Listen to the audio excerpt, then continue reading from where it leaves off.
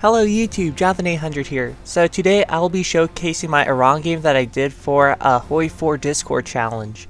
So Hearts of Iron 4 has an official Discord server, and they do challenges on it. So like every 2 weeks a challenge is started, then it lasts for 2 weeks before the next one is done. So the challenge this week was basically, as Iran, Afghanistan, or Iraq, take out the other two. So a nice simple one. This game, I decided to do Democratic Iran. Everyone else basically did, what was it? Persian Empire, all that stuff. One person did it as Kurdistan, and another did it as, forgot what Afghanistan it was. Not sure, actually, don't remember. But either way, the democratic tree for Iran is actually pretty good. So you got two paths. You got Republic, which I don't see why you would ever do, because you have to blow yourself up in order to do it. I guess you can do it like immediately instead of having to wait for the democracy support, which you can just instantly get. And also there's a constitutional monarchy path. And that one is the one I'm playing right now.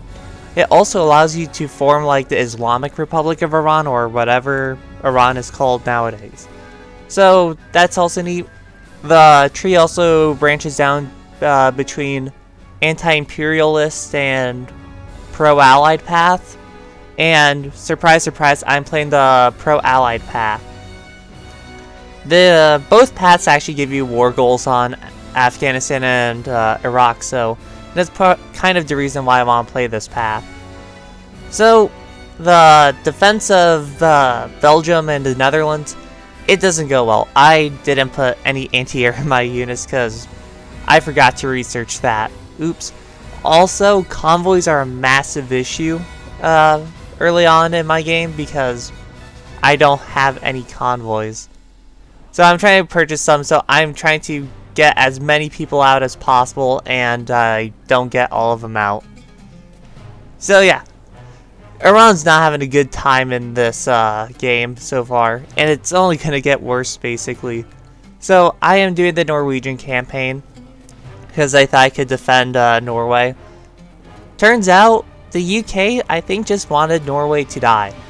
So basically, I couldn't get any troops over because I have no convoys. My convoys are needed for supply or something. I wasn't trading anything involving convoys, so I couldn't save Norway because I couldn't send any troops. And the one time I was able to send over another division, it got literally convoy raided to death because the British Navy just fell asleep.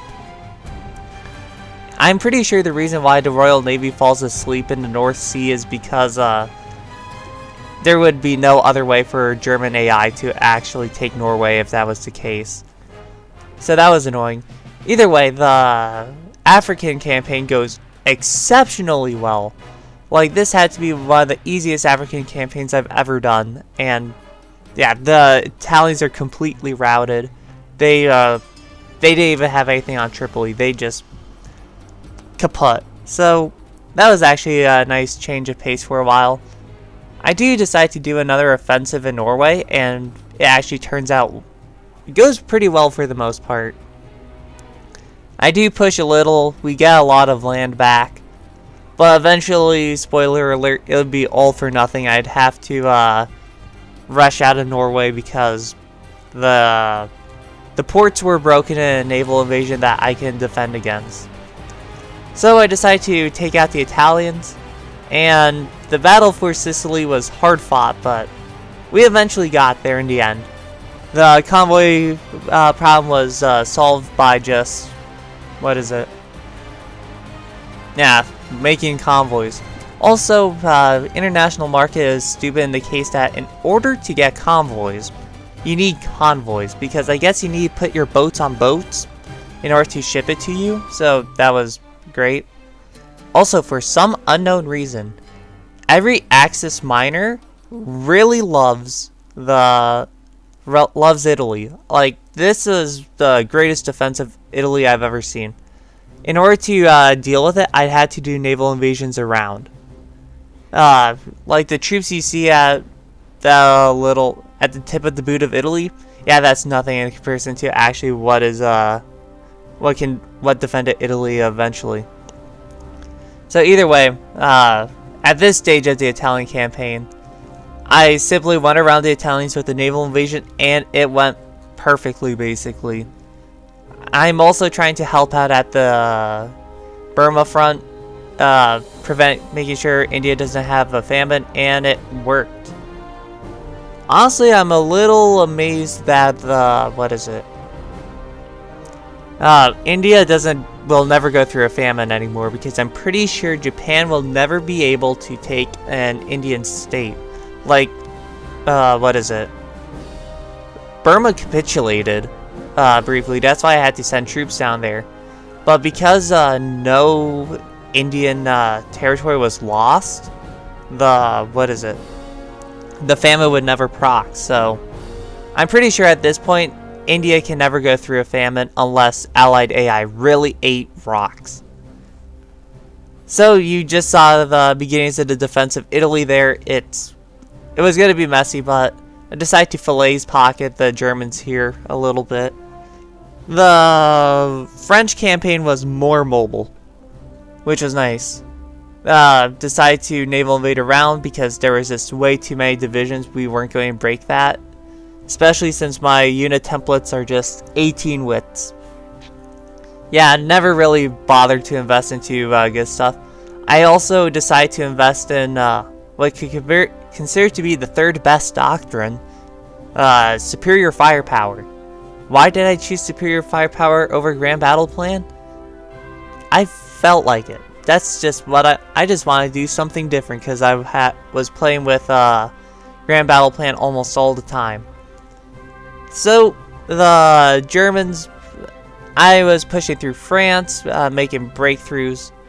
I eventually make a pocket around here, but I'm also going to try to push towards the Swiss border because the Italians got knocked out of the war. Turns out when you encircle like 80% of their army, they become ineffectual fighting forces. So that's neat.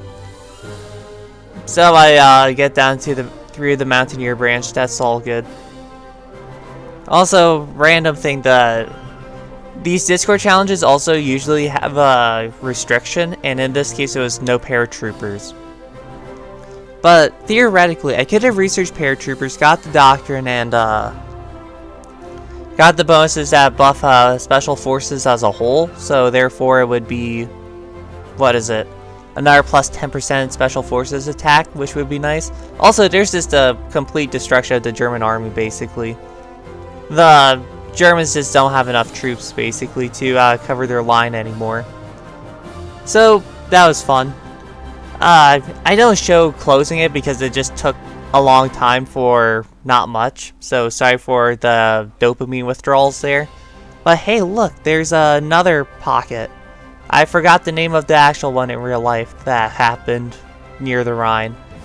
So either way, we take Berlin. Goes to my puppet, but who cares? I was the second highest dealer of casualties to the Germans. Number one being the Soviets, who lost Moscow, so that's fun. So, had to quickly take out Japan. That went well, because you had to end all wars, even though I owned, Yeah, Iraq. So either way, thank you for watching. Be sure to like and subscribe, you know the deal, and this is Jonathan 800 signing out.